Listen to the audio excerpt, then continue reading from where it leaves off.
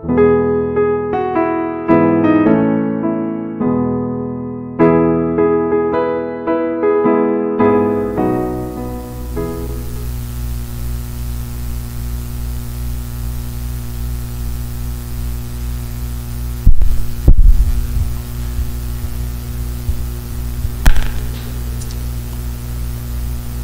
habang inaantay natin ng ating slides, magandang umaga po muli sa bawat isa. Happy Lord's Day. Thank you, thank you. Let us all pray first. Father God, once again, as we are all here, O Lord God, we do come before you, Lord God, humbling ourselves, O Lord God, asking for your mercy, asking for your cleansing, O Lord God, asking for your forgiveness. As we are about to partake, O Lord God, about your word, your assigned word for today, O Lord God, that we may ask for the Holy Spirit to be upon us, O Lord God, envelope us by His conviction, O Lord God, and yes, at the end of the day, Thou name only be the one who's going to be glorified more and more. Muli, Lord, salamat po muli sa inyong pag-ingat, paggabay sa bawat isa, at sa inyo na lahat lang papuri, sa inyo lang po pagsamba. There is really none like you, O Lord God. Muli, maraming salamat po. This we pray in the name of our Lord and Savior Jesus Christ. Amen and amen. Okay.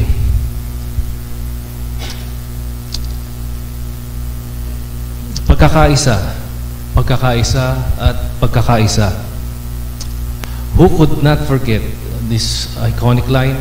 Sinong hindi makakaalala sa napaka-popular na slogan na ito? Who could not be reminded of this familiar phrase by our current Commander-in-Chief? Next slide. On June 30, 2022, 3 years ago, almost 3 years ago, President Ferdinand Bongbong Marcos Jr. delivered his inaugural speech as the 17th President of the Republic of the Philippines, making several claims and bold statements. He began his address by saying, "I will begin by addressing all of you not as your president but your servant." He continued, "This is a great day, not just for me but for the country and for the Filipino people. And so I stand before you today filled with gratitude, humility, and hope. I do not stand alone. I stand with you and I stand with the Filipino people." Furthermore, he declared, "The only way forward, the only way is unity." Now, loyalist ka man o hindi, pro-BBM o hindi, pinklawang ka man o hindi, or maka-Duterte ka man o hindi, who could not remember these famous lines na nabanggit ng ating current Commander-in-Chief? His message resonated deeply to every Filipino, and whether we like him or not, his call for unity, amplified through mainstream media, including local and global television networks, radio stations, the internet, social media, and various platforms. Whatever the pro-BBM says, whatever his opponents' comments are, and whatever the neutral people made about these words, it is truly undeniable that one element to a prosperous and harmonious nation would be true unity. Unity is indeed key in achieving these goals, at least sa perspektibo nating mga tao. Today, again, in Genesis 10 and 11, the first two messages that I have preached concerning the fables or factual sermon series concerning origins carries the same weight and focus of our current leader. A call for unity that embraces the slogan that there is strength in numbers, a call for unity in terms of their aspirations in life, and a call for unity, unfortunately, ang pag-uusapan natin ito, may unity nga sa pag-uusapan natin ito, but unfortunately, apparently, a unity that is away from the will of our God. Today, we will again revisit Genesis 11, and the title of this sermon is The Forbidden Tower Part 2. So, inaanyayahan ko po ang bawat isa. Sige po, maupo na lamang po sila. Ating pong basahin ang Genesis chapter 11, verses 1 to 9. Babasahin ko po siya sa wikang Tagalog. Genesis o panimula 11, 1 hanggang 9. Verse 1, sa simula, iisa ang wika at magkakapareho ang mga salitang ginagamit ng lahat ng tao sa daigdig. Sa kanilang pagpapalipat-lipat sa silangan or east, nakarating sila sa isang kapatagan sa Shinar at doon nanirahan. Nagkaisa silang gumawa ng maraming tisa, lutuin at lutuin itong mabuti para tumibay. Tisa ang ginagamit nilang bato at alkitran ng kanilang simento. Verse 4, ang sabi nila, halikayo at magtayo tayo ng isang lungsod na may toring abot sa langit upang maging tanyag tayo at huwag nang magkawatak-watak sa daigdig. Bumaba si Yahweh upang tignan ang lungsod at ang toring itinayo ng mga tao. Sinabi niya, ngayon ay nagkakaisa silang lahat at iisa ang kanilang wika. Pasimula pa lamang ito ng mga binabalak nilang gawin. Hindi magtatagal at gagawin nila ang anumang kanilang magustuhan. Ang mabuti, bumaba tayo at guluhin ang kanilang wika upang hindi sila magkaintindihan. At ginawa ni Yahweh na ang mga tao ay magkawatak-watak sa buong daigdig, kaya natigil ang pagtayo ng lungsod. Last verse, Babel ang itinawag sa lungsod na iyon sapagkat doon ginulo ni Yahweh ang wika ng mga tao. At mula roon, nagkawatak-watak ang mga tao sa buong daigdig dahil sa ginawa ni Yahweh. Purihin ang Panginoon sa pagbabasa ng kanyang salita. Ngayon, madaliin lang natin yung pagre-revisit o yung pagre-review. May mahalaga akong importanteng point sa last point na aking tatalakay for today. So, for the first 4 points, review lang ito. So, review lang. Paalala lang. Kasi, if you can remember, kung nakikinig kayo sa mga sermon na napapangaral ko, naipangaral ko na to. Okay, so we will just simply have a small recap. Okay, may 5 akong puntos, 5. Medyo mabigat na marami, pero paumanhin po, mabilis na po ito. First and foremost, my first key observation in this particular topic that we do have, the first thing is yung ancestors. Sino ba, kanino ba talaga tayo nanggaling? Okay? There are always 2 groups of people in a room. Dito marahil dito sa iglesia na to, meron din 2 grupo. When the discussion is all about as to how the universe existed and how our life had begun. Not to mention, where do we really came from? 2 perspectives, 2 perspektibo that envelop human history for almost 3,000 years. Views that did unite and divided millions, if not billions of people, that has become the most discussed topic of all time. Again, the first group na gusto kong talakayin is the secular view. Nandiyan na sa screen ninyo. We're a group of people who advocate for secularism, which separates religion from civic affairs, government, and public institutions. They say that religion shouldn't interfere nor intervene with political matters, education, or key perspective regardless of their beliefs, and thus should be treated equally by the state or by the nation. At yung isang grupo naman, 2 perspective na banggit ko, 2 grupo, isa secular, and pangalawa naman, yung the scripture view. Where the body of Christ, yung tinatawag natin sarili mananampalataya, tayo raw, upholds, preaches, and teaches and share the Word of God to its followers and other possible witnesses. So let's us differentiate. Ano ba yung pagkakaiba ng secular at saka ng scripture? Particular, saan ba talaga nanggaling ang tao? At paano nagsimula ang lahat?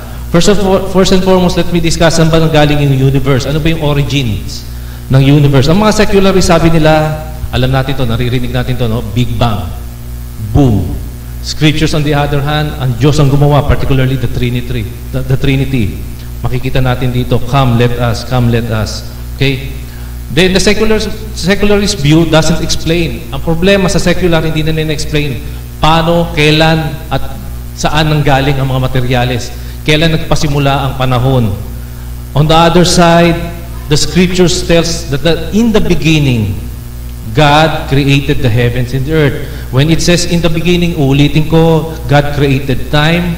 When God created heavens, that is space. And when God says, let there be, yung kinreate niya yung earth, there is already matter.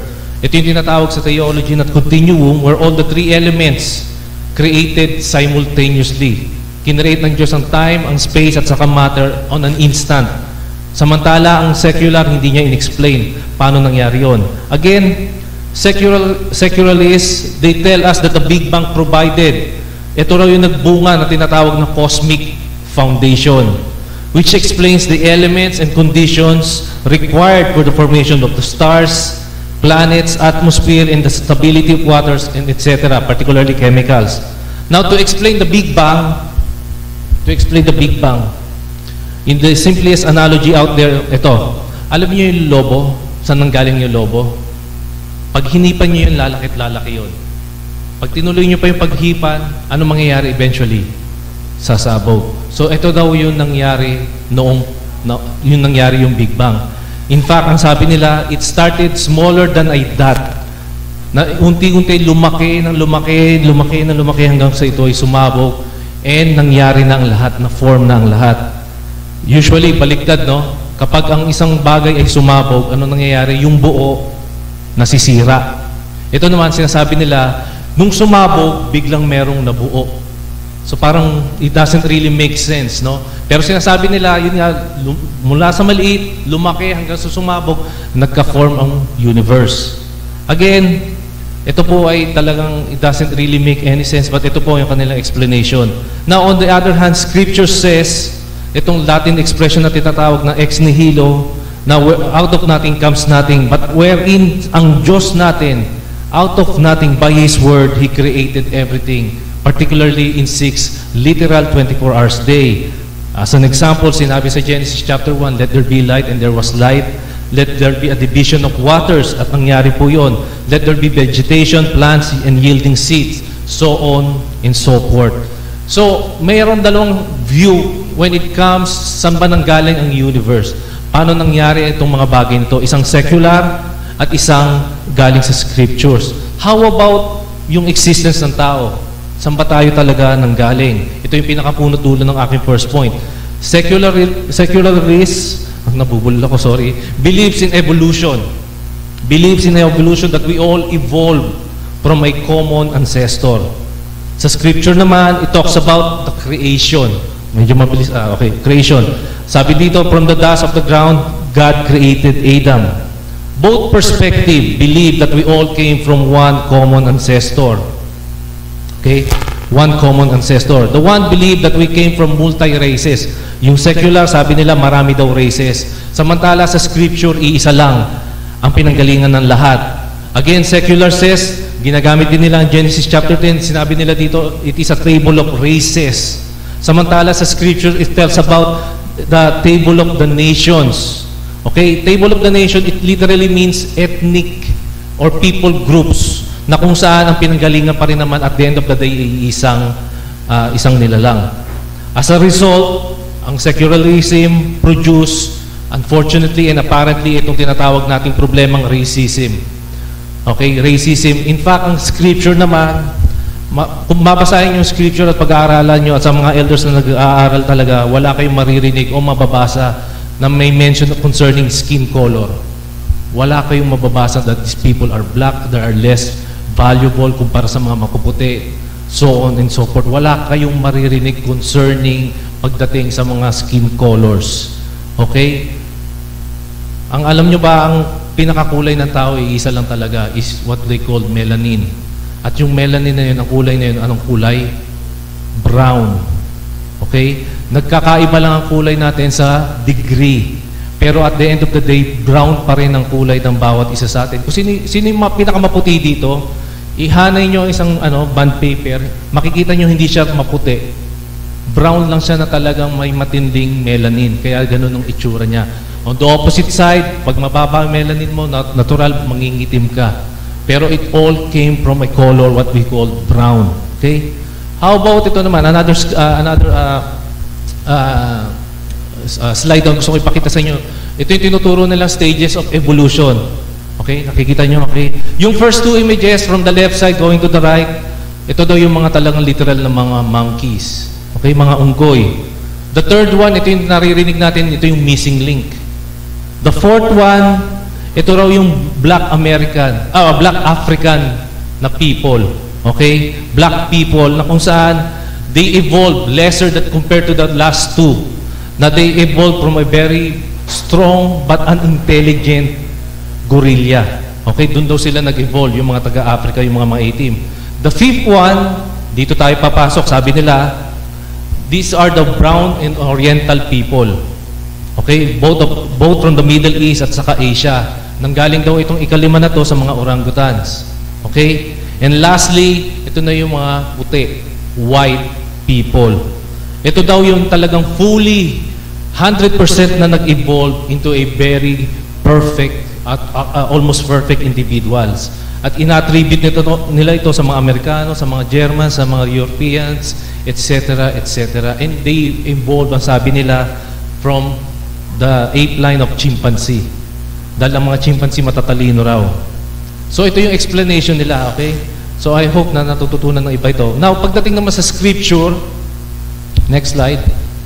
Ang scripture, ito ang kanilang depensa. Sa scripture, si Noah, or yung progeny, or in other words, descendants, si Noah, ang focus niya was really mainly to repopulate yung mundo, kasi na-judge ng Diyos ang mundo through his three sons after the flood. Si Shem, si Japheth, at saka si Ham. Si Shem, nakikita nyo dyan yung word na primacy. The reason because may primacy dyan, because yung religious primacy or yung religious task was endorsed sa linya ni Shem. Pababa. Ito yung makikita natin sa Middle East, particularly mga Jews, mga Kristiyano tayo, at saka mga Muslim. Kay Japheth naman, philosophy, not only that God promised enlargement when it comes to geographical occupation, no?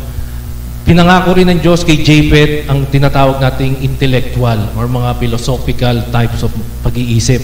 Kaya makikita nyo ang mga linya ng nila Japheth, sadya talaga mga matatalino. In fact, lahat ng mga philosophers, no, hindi philosophers, galing sa linya ni Japheth, kagaya ng mga Greeks, Indians, and now Americans. From dispersion to migration to colonization. Hindi ko na kailangan explain to. I hope na nandito kayo na naipaliwanag ko yung Genesis 10, no? Kung saan pupunta yung mga tao. Sila tayo yung mga voyagers, explorers, at saka colonizers. Okay? Ito sila yung mga Indo-European, mga both Indians at saka mga Europeans, Americans, Germans, and Russians. Makikita nyo sa screen yan yung explanation, okay? And then finally si Ham, ang binigay ng Diyos kay Ham, yes, you may witness or read sa scripture that God cursed Canaan, isa sa mga anak ni Ham. But God has blessed Ham through physical strength. Ang alam natin si Ham saan sila nagpunta, sila yung mainly nagpunta sa Africa. Kaya yung mga Afrikano, makikita natin yung strength nila kakaiba. Yung athleticism na meron sila, yung lahat na makikita nyo, sobrang lakas nila, talagang blessed sila physically. Again, but let me clear, may maririnig kayo that the pronouncement of God towards Canaan, na ang mga Ham daw na curse because na-curse sila kasi kaya sila gayong kaitim. Kumbaga, sinasabi ng karamihan, ang manifestation ng curse ng Diyos sa mga linya ni Ham is naging maitim sila. Hindi po ito totoo. Ang totoo po, the reason dahil sila maitim kasi nananahan sila mostly sa Africa, wherein alam natin ang concentration, ang focus ng sunlight is towards that particular place. So again, ang design, ang beauty, ang talino ng Diyos, makikita ninyo na kapag mainit, usually nangingitim ang tao, right?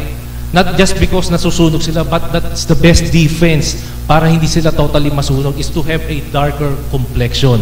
Nabanggit ko na ito. And even, let's say, on the contrary naman, kapag malamig, usually nakikita nyo, mapuputi ang mga tao.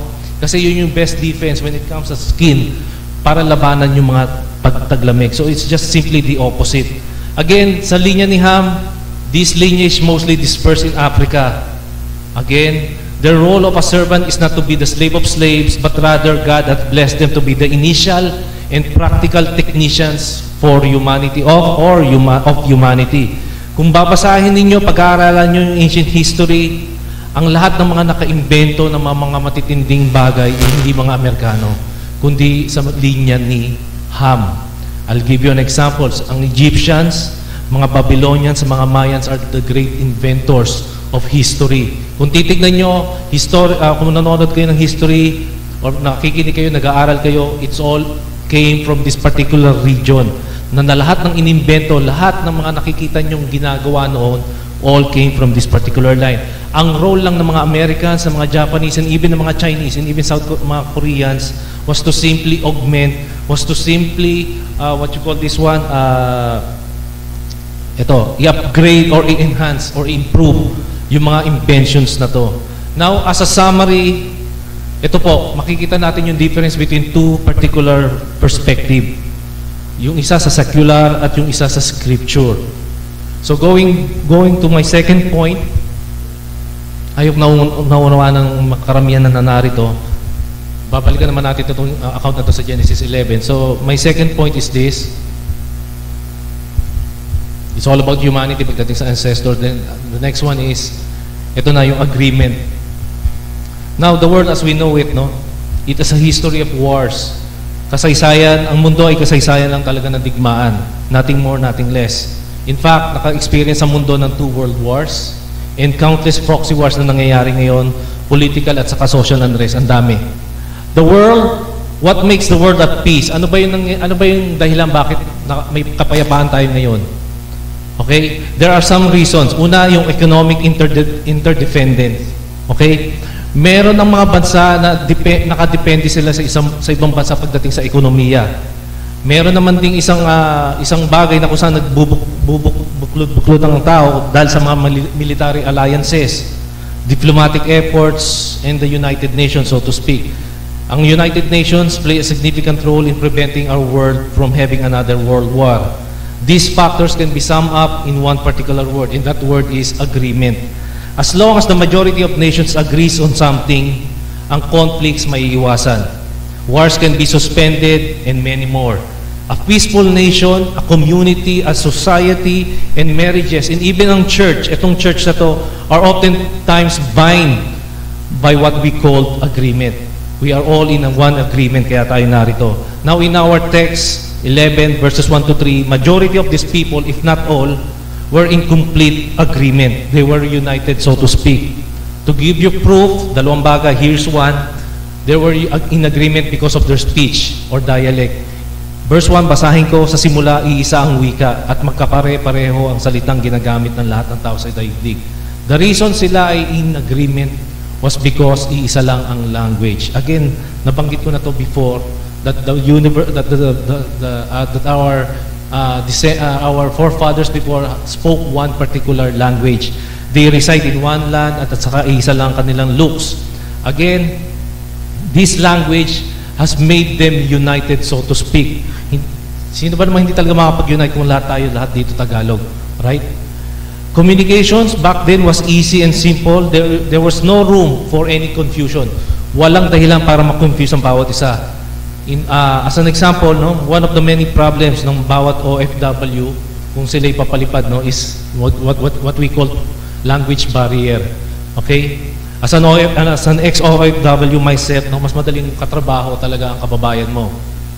Merong positive, maraming negative, but at the end of the day, kung parehas kayong lingwahe, mas mapapadali yung trabaho nyo, mas magiging productive kayo. Today, ngayon po, the English language is often considered to be the language of convenience. It unites people from different parts of the world. It promotes and accelerates businesses. Due to the English literacy na meron ng Pilipinas, no, tayo ay kalawa sa rango when it comes sa BPO industry. Okay, dahil marunong tayong magsalita. Investors from other countries such as America nag-i-invest para dito kasi we can speak their language. Okay? But there was a problem back then. They may have the same language, same vocabulary, so to speak, but there was a problem. They were in agreement, yes, but they were in agreement not to glorify God. Because this is my second point sa second agreement, sa agreement, because they have the spirit of disobedience. Kagaya nung binanggit yung kanta kanina, unity of the spirit, no? Ito naman, meron silang spirito na kung saan ang spirito nila hindi para i-glorify o i-honor ang Diyos. Bagkus, meron silang spirito para kalabanin ang Diyos. Now, hindi natin babasahin, no? Genesis 1, Genesis 6, at Genesis 9. Paulit-ulit sinabi ng Diyos kay Adan, sinabi ng Diyos kay Noah, sinabi ng Diyos sa anak ni Noah, be fruitful, multiply, and fill the earth, and subdue it. But instead of listening, instead of obeying God, they completely disobeyed Him. Rather than being dispersed, they settled in Shinar and they stayed there, nanatili sila doon. They think it is best for them to be in continuous united. United, in particularly, yun nga nabanggit ko kanina, in agreement. God didn't tell them to build a tower nor a city. Pero anong ginawa nila? Sinabi nila doon, come, gumawa tayo ng syudad, gumawa tayo ng tore. Okay? God didn't even tell them to make a name for themselves or otherwise will be scattered. Ito yung ginawa nila talaga, totally opposite. Sabi ng Diyos, be fruitful, fill the earth, multiply, be scattered. Anong ginawa nila? Nagstay sila, nagsettle sila, gumawa sila ng syudad, gumawa sila ng tore, at higit sa lahat, gusto nilang gumawa ng pangalan nila na lalaban at tatapatan ng Diyos. They did the complete opposite. They were in agreement, yes, but they were in agreement for not to be dispersed. These verses were a showcase of having a spirit of disobedience. They were in agreement against, sa madalit sabi, against the Almighty. Apparently, after God has judged the world by the world flood and spared Noah and his sons, hindi na natuto ang tao. Pagkatapos, i-spare ng Diyos si Noah at ang kanyang pamilya, and si Noah, ibababa niya itong ginawa ni Diyos sa mga descendants sila. Imbis na makinig, anong ginawa?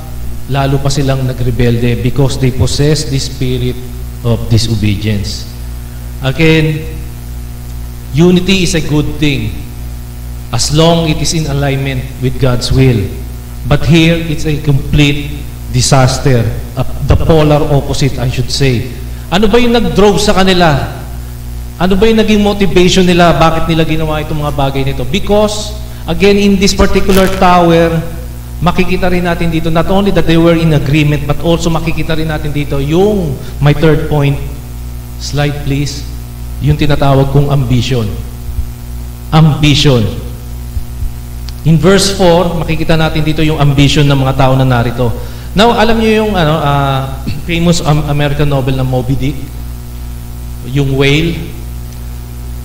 This particular novel is a story of revenge. Story nito puro revenge lang.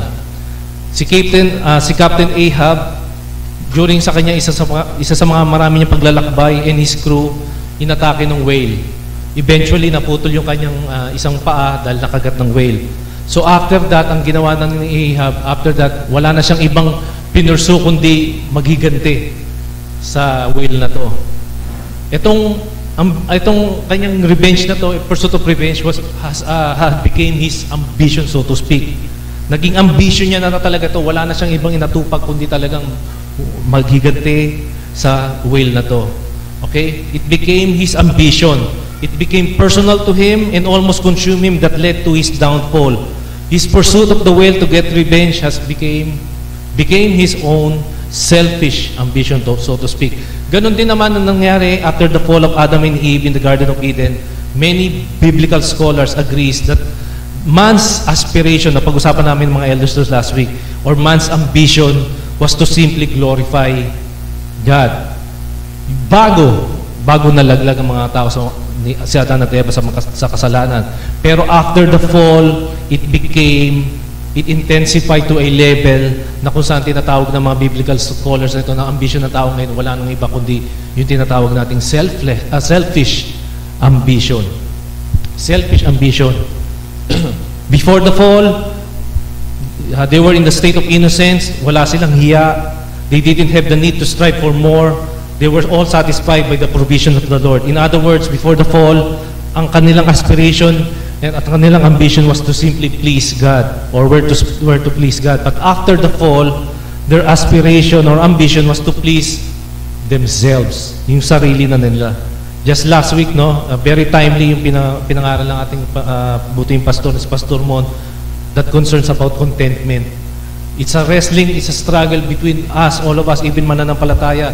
Ano ba unahin ko? Aspirations ko, ambitions ko, or being content kung ano yung nare-receive ko.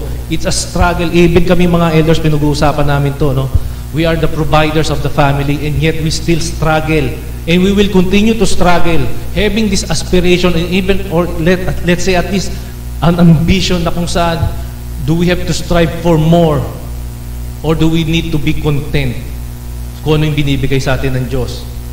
Alam niyo ang sagot dyan. Now, I'll give you two reasons, particular dito sa ambition na to, particularly in Genesis 11:3 and 4. Makikita natin ito dalawang bagay. Nakita niyo na nga yung una. Una, they were driven by what I call the ambition of power. Verse 4 says, then they said, "Come, let us build ourselves a city and a tower with its top is in the heavens, and let us make a name for ourselves, lest we be dispersed over the face of the whole earth." Their ambition was not only to make a city or even a tower, but their ultimate ambition was to make a name, pangalan for themselves.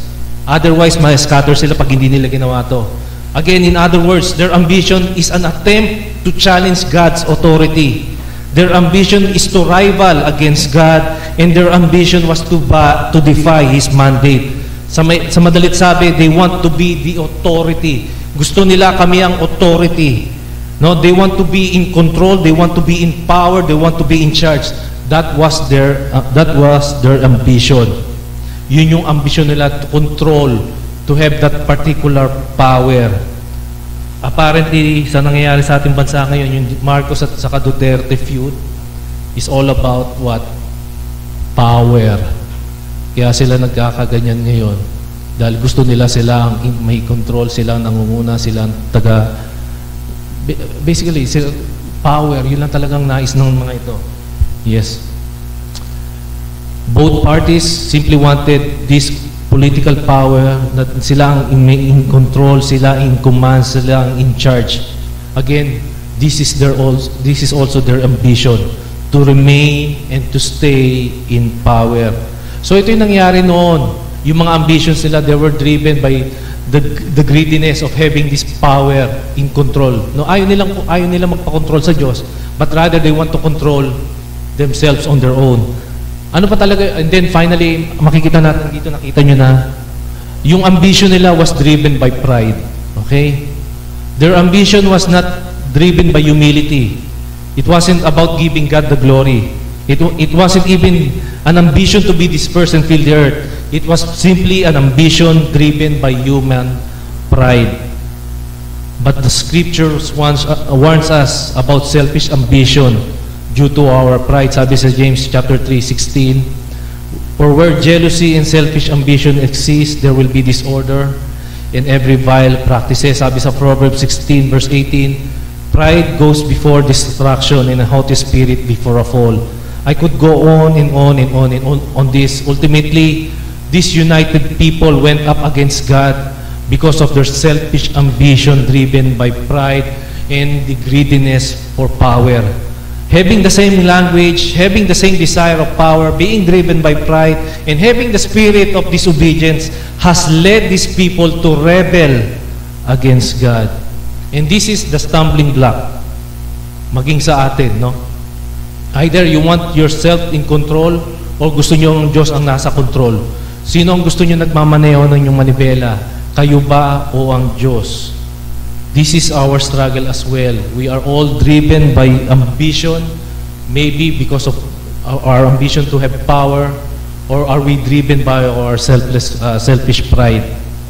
Again, kanino may control dapat? Sa Diyos ba o sa atin? This is exactly what took place back then. So we have seen yung ancestors, we have seen yung agreement, we have seen itong ambition. Let's talk about kung ano yung nangyari talaga sa kanila, history. Let's talk about my fourth point. Okay? Yung acts. Yung mga actions nila.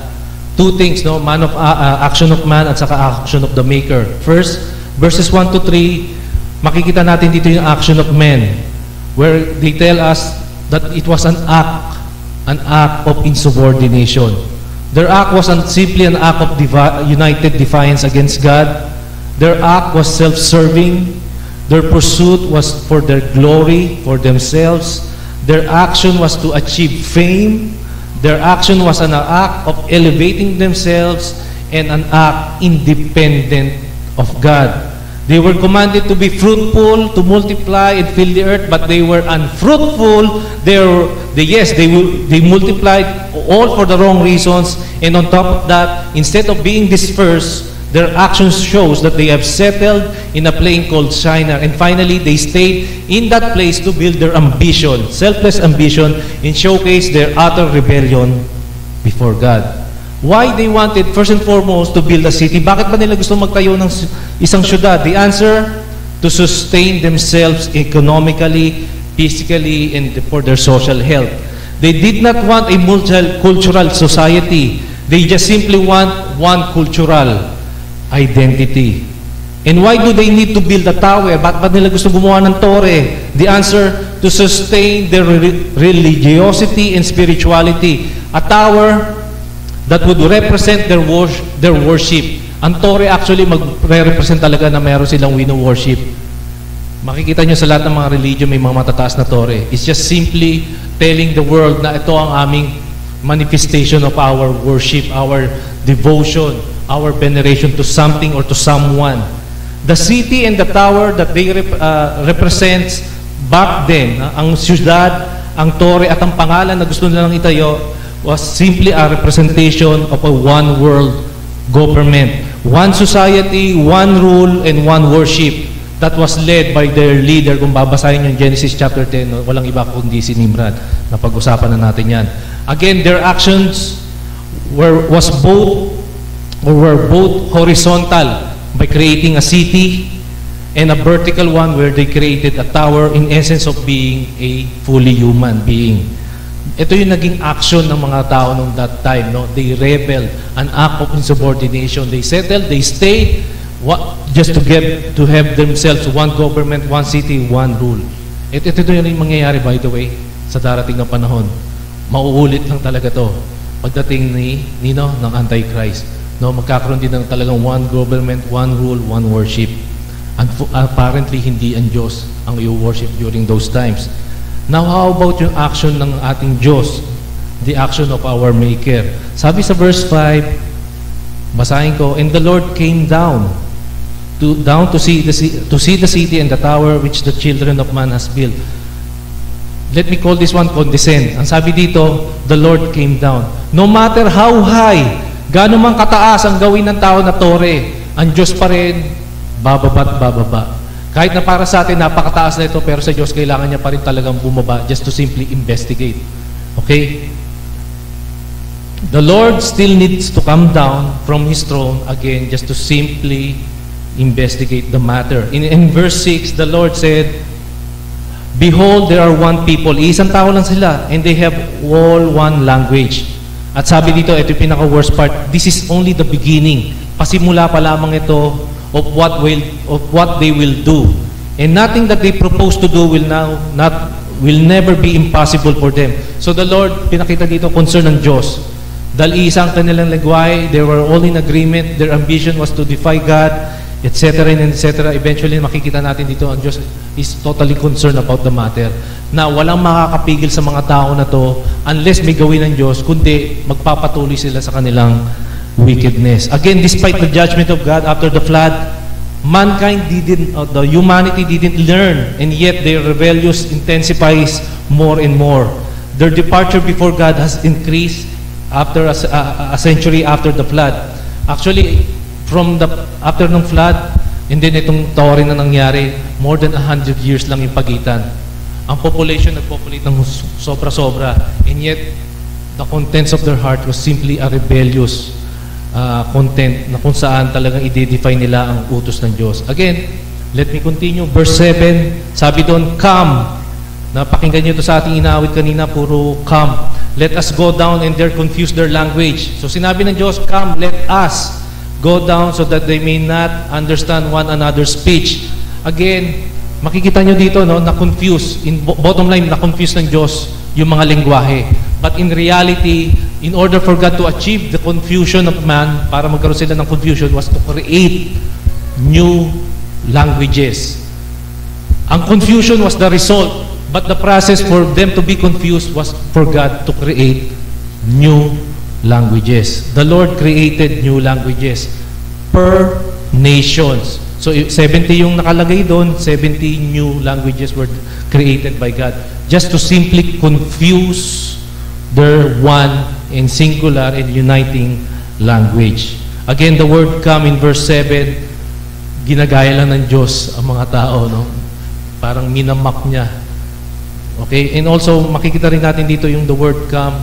Makikita natin dito as a additional footnote. Nandito din yung pag-create ng bagong lingwahe through the Trinity. Nandito silang tatlo. Okay? Then finally, verses 8 and 9, na-complete ng Diyos. Hindi ko nababasahin. Na-disperse din sila. Nag-create ng Diyos ng maraming lingwahe. Naghiwalay sila because of the confusion that was resulted during those particular event. Had they not disobeyed God, kung sinunod man nila ang Diyos, they would have been dispersed in communion. No? Kung sinunod nila ang Diyos, madi-disperse sila, but in communion. But ito nangyari, instead, they were forcibly dispersed in confusion. Sabi nga ni Al Mohler. Na-confuse sila, kaya sila naghiwalay, but they were dispersed because of the result of the rebellious act. Again, the Lord's will be done, right? Sino bang masusunod at the end of the day? Ang Diyos pa rin. No matter how tayong mga tao, humans, defy Him, His will be done. Finally, we came to the final and most interesting part of this message, my last point. Ano ba nangyari? Bago mo ilagay, huwag mo munang may konting bitin. Ano ba yung nangyari after the dispersion? In Genesis 12, hanggang sa New Testament, kay Kristo, walang ibang tinalakay doon. 85% most of the time, pinag-usapan lahat doon, puro Jews, mga Hudyo. No, yung 15% doon, napag-usapan yung Egypt, yung mga ibang nag-occupy, yung mga kalaban ng mga Hudyo nung time na yun. Pero there was no mention sa Scripture about what happened to the line of Japheth and even si Ham. Si Ham, maraming participation kasi siya yung enemy of the cross. Pero when it comes to what happened or what took place after this particular dispersion, wala kayong mababasa sa Scriptures. It's all about, yun nga, si Ham, yung sa yung mga Semitic, yung Shem, sa linya ni Shem at saka yung linya ni Ham. From Genesis 12, all about patriarchs. Sa Abraham na yun, hanggang sa Genesis 50, sa Exodus, all about Leviticus, all about the priests, all about yung pagiging slave nila sa Egypt, etc., etc. Again, no mention about kung ano yung nangyari sa mga voyagers, sa mga colonizers. Hindi na isulat yun. So on the interim, ano ba talaga yung nangyari? Ano ba yung nangyari after na ma-disperse ang mga tao? All I can say is this: they carried mostly everything na sinabi ko. Ulitin ko, anong nangyari? Yung binanggit ko kanina, yung kanilang ambition, yung kanilang agreement to create this and that, lahat yun, dala-dala pa rin nila. Hindi natapos sa dispersion, hindi sila nagdala. Tuloy-tuloy pa rin yung pagre-rebelde nila. Okay? They're carried their selfish ambition to be in power due to their pride, their desire to have a city and a representation of their religion summarized in a tower-like structure. A religion has begun. Actually, nung na-disperse sila, ito yung talagang tunay na nangyari. After this dispersion, ito po yung nag-emerge. So please, na po ating slide. My last and my final point, ito po yung nag-emerge after nung kanilang pag-disperse, astrology. The dispersion led to diversity, yes. It has led to a multicultural world, yes. Languages were born, and apparently astrology emerged. Astrology. This belief had begun, nagpasimula ito in Babylon, kung saan tinayo yung tore. Okay? Again, they stayed. Yung mga naiwan sa Babylon, they stayed and developed over time and was carried out by those who were scattered outside Babylon. Ibig sabihin, nagsettle na sila sa kanilang mga regions. Okay? Pero dala-dala pa rin nila yung nangyari. Yung kung ano yung kagustuhan pa rin nila. Hindi pa rin talaga sila dadala. Dala-dala pa rin nila. And eventually, nag-emerge or nagbunga na tinatawag natin ngayon na astrology. So let me give you the description at saka distinction. Ngayon, baka namalito kayo, no? Yung astrology at saka astronomy, parang parehas lang sa pandinig, no? But let me give you the description of astronomy muna. Astronomy is the scientific Scientific is the science of celestial objects such as yung stars, planets, and galaxies. It relies on observation, collecting data, and experimentation through multiple instruments such as telescope. Ang kanilang goal is to understand simply yung universe. Apparently, ang kanilang ino-observe ngayon is yung origin ng Big Bang. On the other hand, si astrology naman, next slide, si astrology naman is the belief, paniniwala, that the position, yung mga posisyon ng mga celestial bodies na banggit ko kanina, stars, planets, at saka galaxies, no? In relation to a person's birth, influences their personality, their behavior, and their future events. Yes, it lacks scientific evidence, but nonetheless, para sa karamihan, sad to say, if not billions, millions of people adheres to this belief. It uses charts. Marami ginagawa dito. They went to psychic, no, palm readers, okay, and also horoscope. This is actually my pinaka-bottom line ko dito. Dito na-develop yung pinakikinggan, yung binabasa natin mga horoscope. And I would say 100% dito nagbabasa niyan. Maaring hindi na ngayon, but historically speaking, dumating sa punto ng bawat isa dito, binabasa natin ito. Horoscope, by the way, again, is a forecast of a person's future. Ito yung gusto ko, malaman ko yung future ko. Or a description of their personality based on the position. Nakadepende daw pala ang ating future at ang ating personality based sa posisyon ng mga stars, ng mga planeta na yan. In connection to the time of our birth. Kaya yung ibang mga nanay na naniniwala dito, sasabihin ng doktor sa kanila, last week ng March ka mga anak, gusto ko April. So ipagpapaliban ko na lang, April na lang, first week kasi ganito na yung ano ko eh. Dahil ito yung mas maganda yung personality, ito, siswertehin ako nito eh. Ito yung gusto natin, di ba? Natatawa kayo. Alam mo yun, yung tagal na, no? Sad to say and hard to admit. 30 years ago, no? Mga 12, 13 ako, napunta ako sa kanto ng Carolina. Taga-peseta ako noon. Bibili ako ng Diario Tempo. Alam mo yung Tempo, 250 lang ng mga time na yun eh. Unang babasahin ko, pabaliktad. Babasahin ko yung sports muna. Mahilig ako sa PBA noon eh. Then pupunta sa unahan. Pero magbababad ako, alam niyo kung saan section? Sa may horoscope. Kasi gusto ko malaman kung ano yung mangyayari sa akin today. Ano yung dapat kong isuot? Ano yung dapat na number na gusto kong itaya? Nagagets nyo? Ganito tayo noon eh. Natatawa kayo, no? Ganito tayo noon. Gusto natin tayo yung may control. Kasi sino ba naman may ayaw na yung bukas alam na hindi natin alam. But the Lord has said, be faithful to me. Kung akong bahala, worry not. Yung para bukas, just simply worry today. Okay, I'm just simply paraphrasing. Horoscope is typically based on their respective zodiac. Ang zodiac, it means the circle of 12 divisions or signs that are based on the position from the sun in relation to our birthdays. Okay? Alam nyo to, Aries, Taurus, Gemini, Cancer, Leo, Virgo, Libra, Scorpio, Sagittarius, Capricorn, Aquarius, Pisces. Alam nyo kung saan kayo nakalagay dyan. Each sign is associated with one of the 4 elements. Fire, earth, air, or water. Associated lahat ng mga ating mga tinatawag nilang mga signs. Ang Aries, ang Leo at Sagittarius has the fire signs. Ito daw yung mga tao, mga enthusiastic, energetic at passionate. Yung mga Taurus naman, mga Virgo at Capricorn, meron silang earth signs. Na ibig sabihin sila ay practical, grounded at saka reliable daw. Ang mga Gemini, ang mga Libra, Aquarius has the air sign. Sila daw itong mga matatalino, magagaling sa communication at saka social. And then lastly, ang mga Cancer, Scorpio at saka Pisces, meron sila mga water. Ito yung water signs nila, yung sign nila is water. Ito naman daw sila, ito daw yung mga sensitive. Mga Pebrero, kayo daw yung mga sensitive, mga emosyonal. Di ba?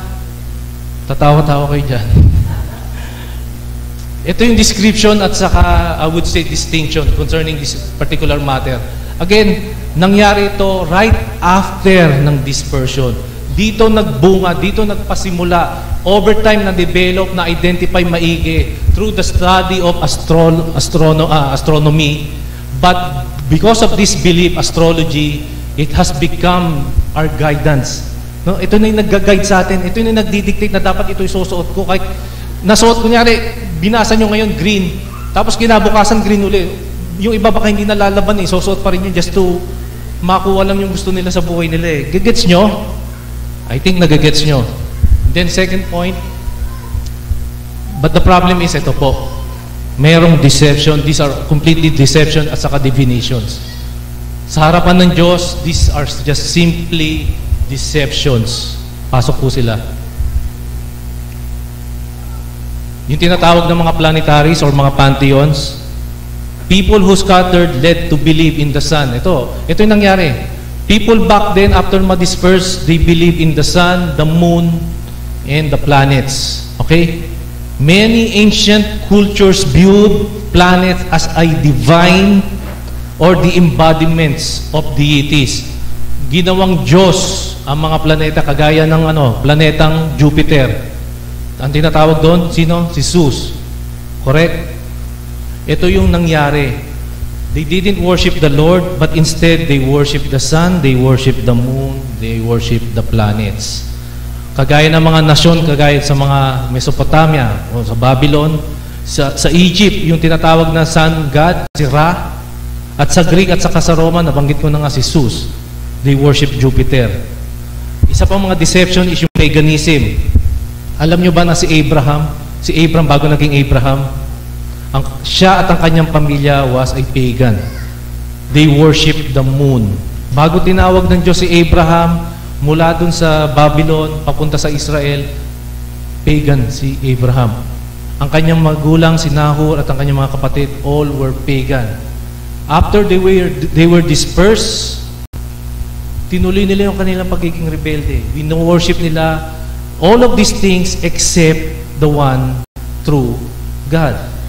Okay? Before God called Abraham, he was an idolater. Again, they worship the moon, and they carried their idolatry or their idol worship after the dispersion at Babel. How about naman itong tinatawag kong perversions o yung mga twisted, nasa tama pero na-twist. Alam nyo ba ang RC or RC Church, yung Roman Catholic Church, and even yung Islam, which I call the papacy and the prophet, actually, to some degree, they do practice astrology. They also rely kung ano yung maiko-contribute sa kanila. Anything that beneficial to their end, gagamitin nila. In fact, ang mga Muslim, early Islam days, no? Ang ginagamit talaga nila is magic. They do also adhere or practices magic. Magic, by the way, it all came from astrology. Okay? Gets nyo? And then, finally, sa ating pagtatapos, yung destinations. Dalawa lang naman ang pupuntahan natin. It's either perdition or yung promise. Perdition, if you believe not in God of the Scripture, you'll end up, alam nyo na kung saan. If you are still practicing this astrological means na nabanggit ko just to gain advanced information, to gain insight, heads up, and even forecast of your future, you'll end up in a place you don't want to go. People simply love to predict their future. Gusto nila not only to predict but malaman, to know in advance, to get access, to be in touch with the future, and to be fully aware of the things that will take place later. But sinabi sa Isaiah chapter 30 verse 9 to 10, for they are rebellious people. Ito yung mga tinutukoy ng Diyos, yung mga naniniwala dito. They are lying children unwilling to hear the instruction of the Lord, who say to the seers, do not see, and to the prophets, do not prophesy to us what is right. Speak to us smooth things, prophesy illusions. Ito yung tinutukoy ng ating Diyos, na ang mga taong na hindi naniniwala sa Kanya all adheres to this particular belief, the belief of the astrologist. And then finally, kung naniniwala ka naman sa Diyos, you will be in this, what I call promise. That's why it is really important to preach the gospel. Kasi again, ulitin ko, lahat tayo ganon. But only through the gospel, ma-receive natin itong promise na to na hindi natin kakantungan yung kinakahantungan ng karamihan. Okay? You'll fall into one of these segments just as I just give each and every one of you. Most probably, unfortunately, apparently, yung iba, karamihan na hindi naniniwala sa alam nyo ng pupuntahan nila. A religion, itong astrology nito, this religion has emerged through the narrative of this forbidden tower. A promise that was given time and time again, the promise made in Genesis chapter 3, verse 15, a seed from a woman, passed unto Abraham, to the Jews, to the prophets, to the kings, and later sa atin sa church. No? Our only hope and our only Savior is only Jesus Christ. Nothing more, nothing less. Again, believe on this promise, mga kapatid. Put faith to the one who can deliver you from perdition, from your sin. Believe not in these demonic deceptions of astrology. Again, maraming salamat po sa pakikinig ng bawat isa today. Glorify God more than you have glorified Him yesterday. Let us pray. Father God, again, thank you for your message for today. And nawa may natutunan po kami sana, Lord God, for today, that the practices that we did practice before are actually detestable in your sight. Now that we have found out na ito yung naging bunga, O Lord God, sa pagre-rebelde pa rin ng mga tao noon after the dispersion. Yes, there was not much mention concerning about what took place sa mga ibang anak ni Noah, but then again, O Lord God, through revelations, outside revelation from the Scripture that do really support and supplement the claim of the Scripture. O Lord God, salamat po, O Lord God, sa mga ganitong klaseng ano. But then again, at the end of the day, may you continue help us, lead us, O Lord God, to rely heavily, solely, O Lord God, sa Scripture pa rin, as these other sources of, O Lord God, of information are just simply, O Lord God, a testament na hindi kayo nagpapabaya, hindi kayo kailanman nagkukulang sa bawat isa, that there is always a hope, O Lord God, a hope that is only found in your Son, in our Savior, Jesus Christ. Again, may we ask for the Holy Spirit to keep this word in us as we later on depart this place. And may you continue, O Lord God, to reach millions upon millions of unconverted people through the preaching of the gospel. May you bless the other elders and pastors and the other Christian families that that are not here, O Lord God. Asan man sila, O Lord God, may they hear this word and pass it unto the people that they do love, and even to their enemies. May your name be glorified, honor, be praised. This we pray in Christ's name. Amen. God bless po.